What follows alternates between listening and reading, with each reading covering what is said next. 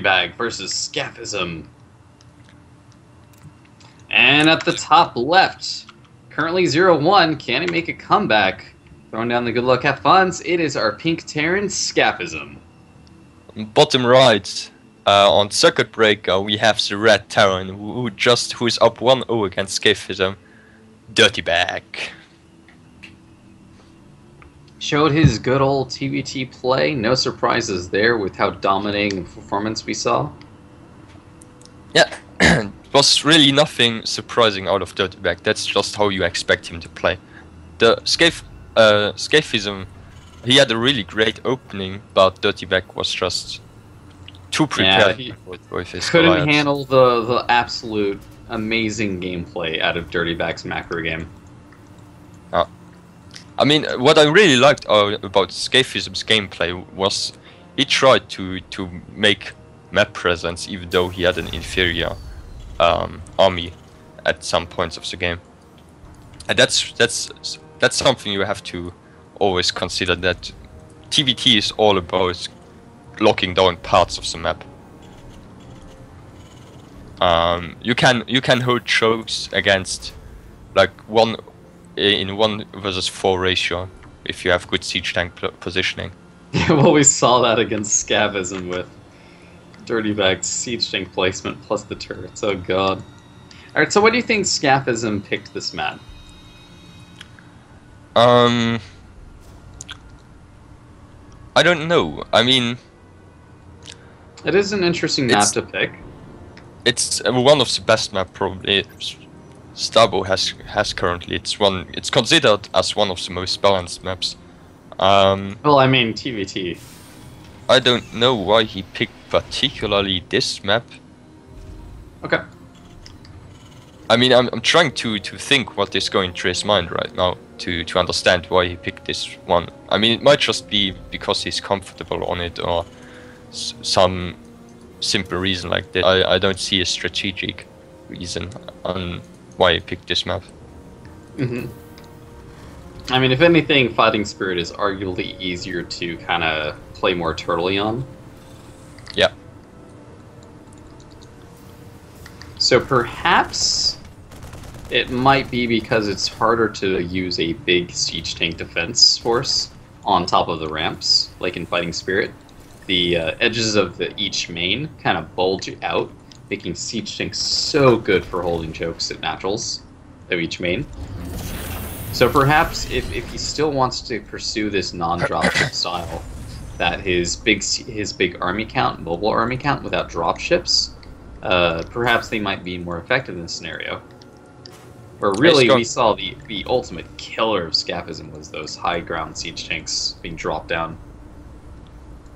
So it's cross position, so it's going to be a little bit harder to put pressure on your opponent in TVT when it's cross position, just because distance is still a thing in Stabo.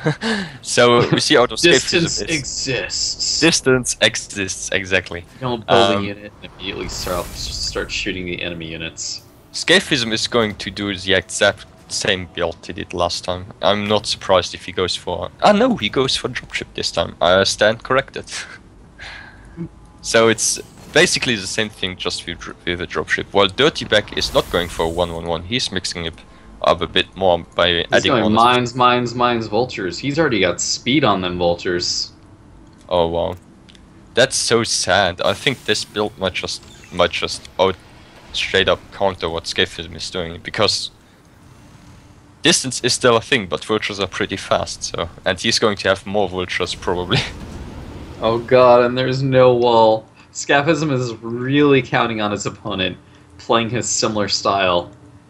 Siege tanks are great. He's getting siege tanks, fortunately, after it, but...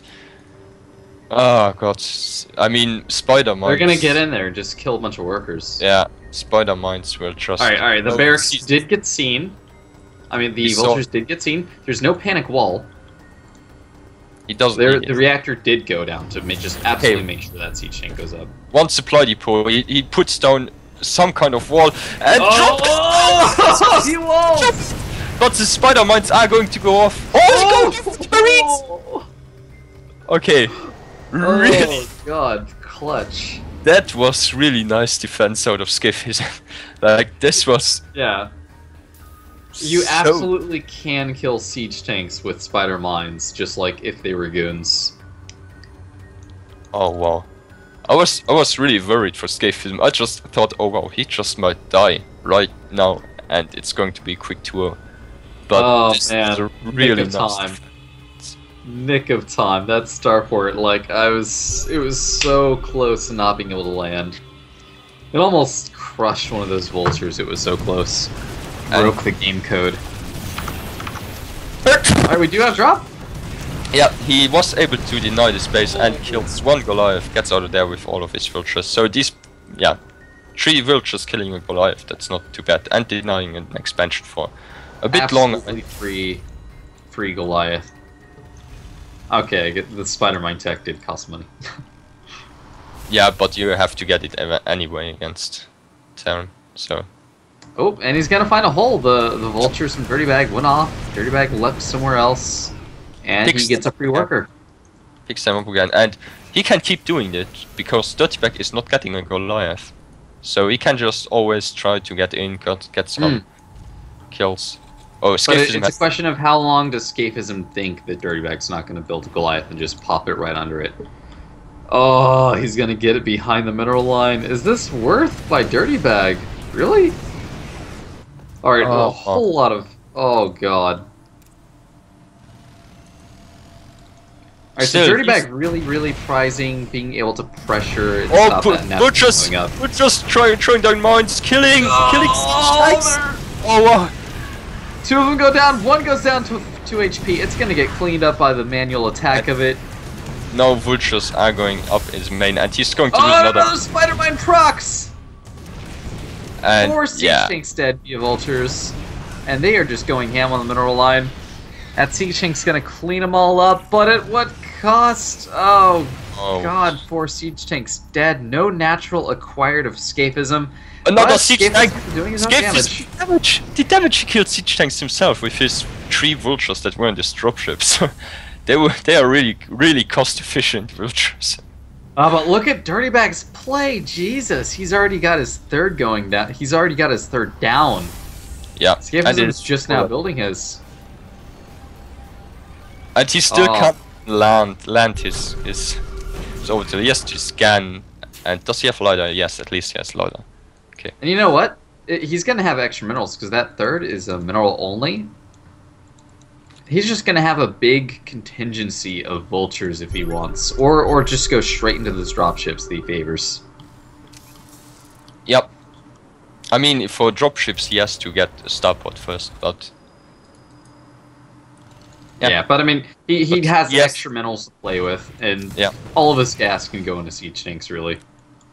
The thing is, I mean, it's only a mineral only. You have to consider that this base does not have a gas, so he has a lot of minerals, but it doesn't mean he can invest every single mineral he gets in siege tanks. So what this enables him though to pump mass vultures and lock just down the entire map. He's even cleaning up his opponent's mines outside his mat. Just finding every little advantage he can. I mean, Scaphism did see this 3rd base. He saw it building in his main base. Yes, he did. So yeah, there is a drop in Scaphism. Yep. So he should be able to put on perhaps some pressure with this drop, but Dirtybag somehow miraculously has no vultures there, so he will not be able to do anything with his dropship. I think these vultures are just everywhere right now. Yeah. I'm going to kill an SCV which was building a missile turret. Gets in the mineral line, kills even more SCVs surprisingly enough, so it does at least some damage. But no, yeah, but really, this is really minor damage. Dirtybag really doesn't care about this damage. He's got a mineral only. He's got 3 CCs up. Yeah. No Scaphism tries to get his base, but there are spider mines which will delay it even longer. And Scaphism has a lot of energy in his orbitals. He doesn't use overcharge as often as he should. Well, if we look Overcharge at is a good spell. if we look at Dirtybag, he has more orbitals, so it's a little bit harder to spend all your overcharges, but he It is the has, macro mechanic. yes, he has a better macro at the moment, and this is going to put him ahead even further. Scaphism has 4 factories, and really he needs that third to get up so he can really get it all spent. Because, I mean, he is spending all his money. I mean, you can't really use overcharge on things that you can't build.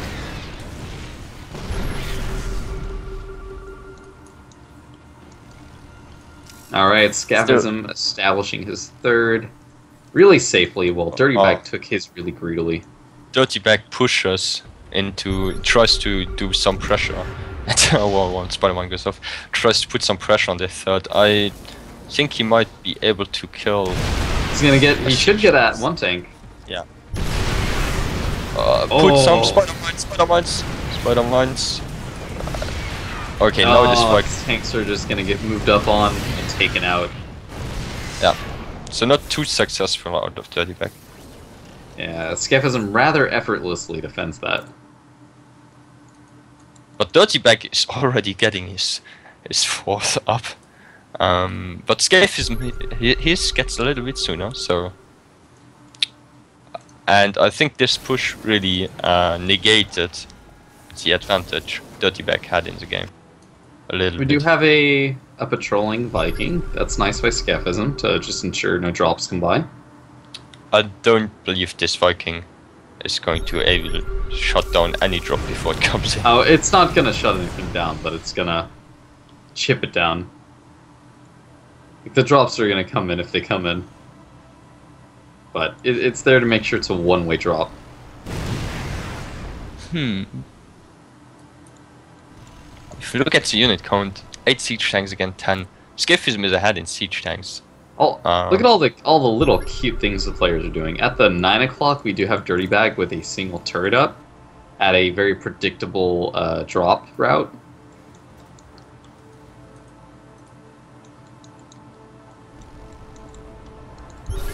So, if you look at Dirtybag's vision, he knows everything what's going on. Compare that to Scaphism's vision. Not really. It's quite a bit Dirtybag knows what's up. Dirtybag knows what's up. He knows exactly what's happening everywhere on the map. That just shows how Spider-Mines simply are just so incredibly good. And he's going to kill. And two tanks are just going to get eviscerated by mines. And he gets out of there again, I believe. Yeah, no, or decides to trade. Oh no, the mines! Okay, yeah, there's just too much stuff fighting. Yeah, and that's why Dirtybag's expansions, despite being so fast and so greedy, are actually relatively safe, just because if anything does come, he'll know. Yeah, especially if he has so many Spider-Mines in position. He is ready to deal with anything Scaphism decides to tread. Oh, the 9 o'clock turret line is extending. I like that.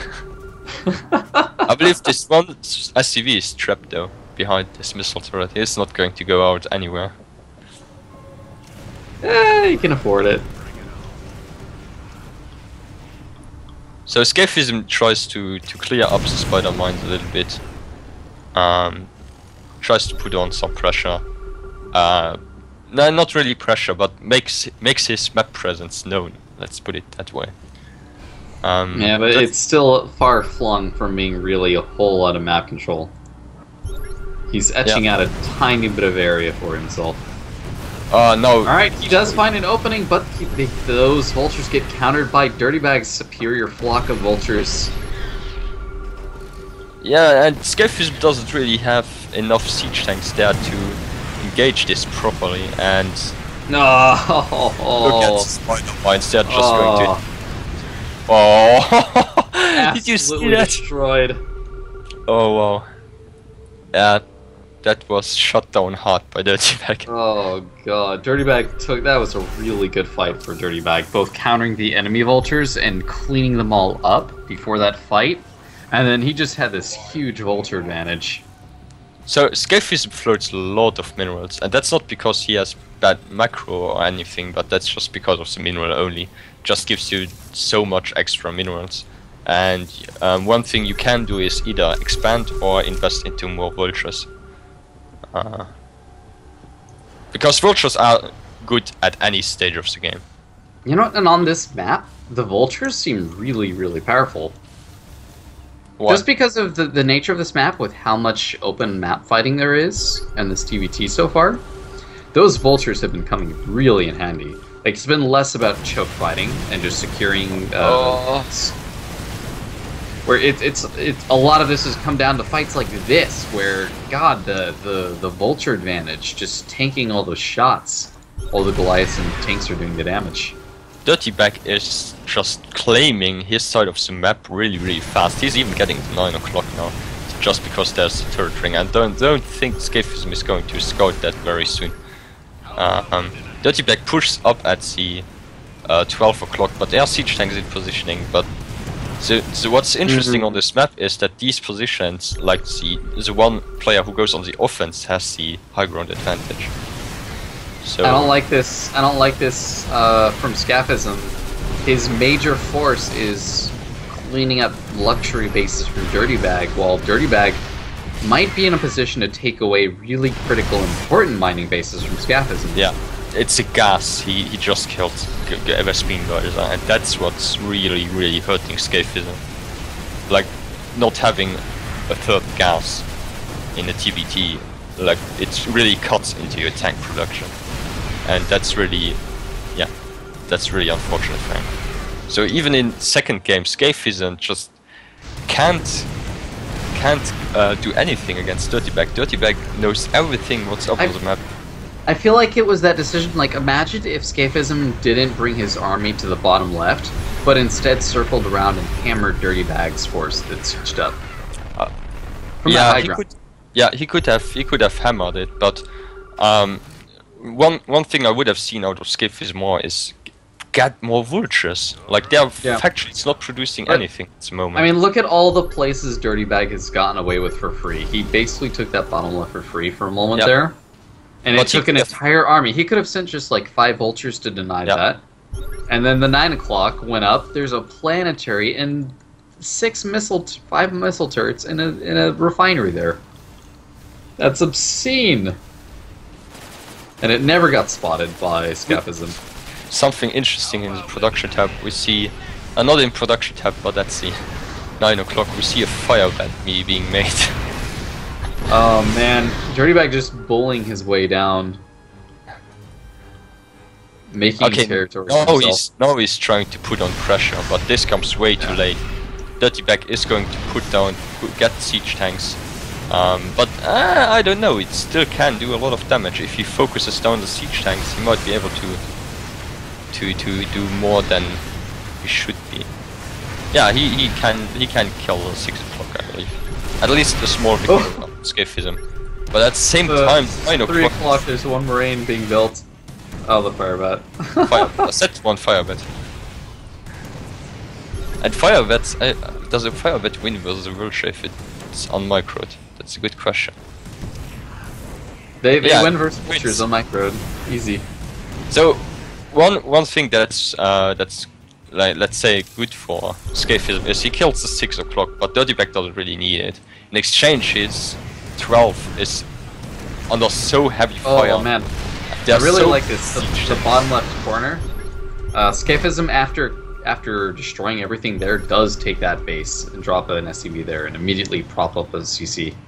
It's just he needs to saturate it, right? You can drop like 8 SCVs. That really changes how much mining you have. This might even be better than if he would have done it last game, because Dirtybag is not going for the drop heavy play this time. So he will have an easier time to defend these bases than he would have in the other game. Oh, and he's been really bad at actually like properly propping up bases. Like, he starts them and gets them there, but he didn't clean up that line at the top right, and that's been sitting there for a long time. I think he might try to sandwich or flank this bottom base, but Dirtybag just moves in there and tries to kill it. Oh, that's so smart. He has to siege up. He doesn't siege up. This force is going to be just annihilated. Oh, This God. 30 siege tank. Scaphism too late on the full sandwich. Dirtybag just knows he's on the high ground and just moves down and bullies his way into the 12. Gets more value out of those siege tanks, despite being completely surrounded. And Scaphism just tried to push further up, but with his siege tanks. But Look at how many siege tanks are containing that siege tank group. Okay, now Like, he drops. Got the double high ground. No, he drops STVs, but Dirtybag on siege. So yeah. He's got the double high ground, and how many siege tanks are having to pin this group of siege tanks from Scaphism? He's got so much committed there. At least he got another gas. At least.